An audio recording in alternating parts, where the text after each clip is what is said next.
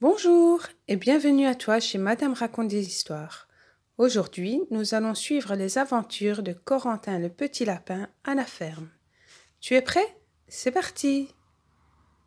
Corentin avait vraiment de la chance. Son papy et sa mamie avaient une vraie ferme avec plein d'animaux.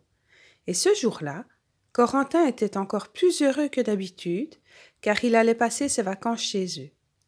Là-bas, on ne s'ennuyait jamais. Il y avait les poules à nourrir, les vaches à traire, le chien à promener et plein d'autres choses encore à faire.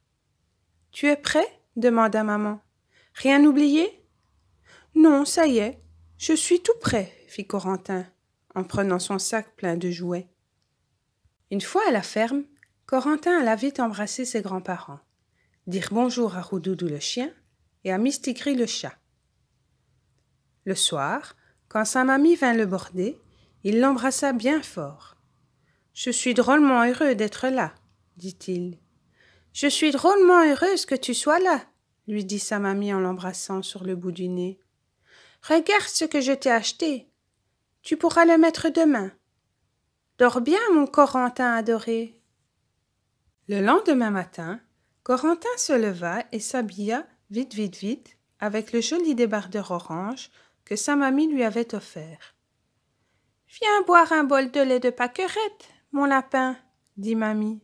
« Après, nous irons donner à manger aux poules. » Quelques minutes plus tard, Corentin donnait des grains aux poules. « Bonjour, Roussette. Oh là là, tu as beaucoup de poussins. Tiens, voilà encore plus de grains. »« Tu es grand maintenant, Corentin, » dit mamie. « Veux-tu aller donner à manger aux chèvres? Je dois ramasser les poires du verger pour le gâteau. »« Oh oui, » fit Corentin tout fier. « Attention, n'entre pas dans l'enclos. Les chèvres ne sont pas toujours obéissantes. » Corentin prit le panier plein de pain rassis, de salade et de carottes, et se dirigea vers le petit pré. Les chèvres et les chevreaux étaient là, dévorant les herbes fraîches et les pâquerettes.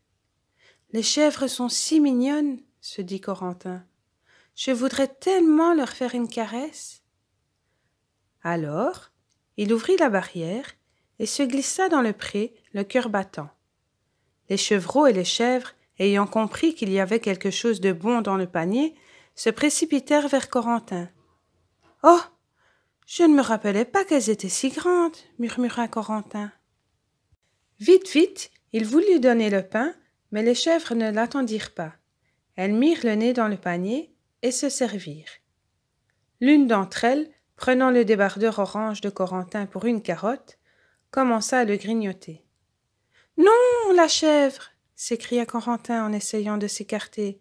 « Les carottes sont dans le panier. » Une autre chèvre s'avança et goûta elle aussi au tricot. Corentin, le cœur tremblant, enleva vite son débardeur et sortit du pré en courant. Une fois de l'autre côté de la barrière, le petit lapin regarda les chèvres se disputer son cadeau. « Oh non !» murmura-t-il les larmes aux yeux. « Il faut absolument que je les récupère. » Alors, Corentin réfléchit. Un peu, beaucoup. « Jamais je n'y arriverai tout seul, » se dit-il. « Bonjour, Corentin, » fit une voix dans son dos. « Maman m'avait bien dit que tu étais là. » C'était Cerise, la petite lapine, toute heureuse de revoir son amie. « Bonjour, Cerise, » dit Corentin. « Tu veux bien m'aider? Les chèvres sont en train d'avaler le joli débardeur que mamie m'a offert. Si tu les distrais, je pourrais l'attraper. » Cerise connaissait bien les chèvres. Elle fit un grand bouquet d'herbes fraîches et de fleurs et entra dans le pré. Les chèvres, voyant cet appétissant bouquet, se dirigèrent tout de suite vers elle. Corentin entra alors doucement dans le pré et reprit son tricot. « Il est un peu sale, mais il est entier, » dit Corentin. « Merci, Cerise. » En marchant vers la maison, Corentin cueillit un beau bouquet qu'il offrit à sa mamie en expliquant son aventure. « Je t'avais pourtant prévenu, » fit mamie en fronçant les sourcils. « Je pensais que tu étais un grand lapin qui savait écouter. Mais c'est bien que tu te sois débrouillé. Ton débardeur, on va le nettoyer. Va te laver les mains et viens déjeuner.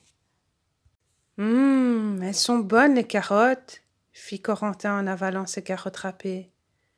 Elles viennent du jardin, dit Papy.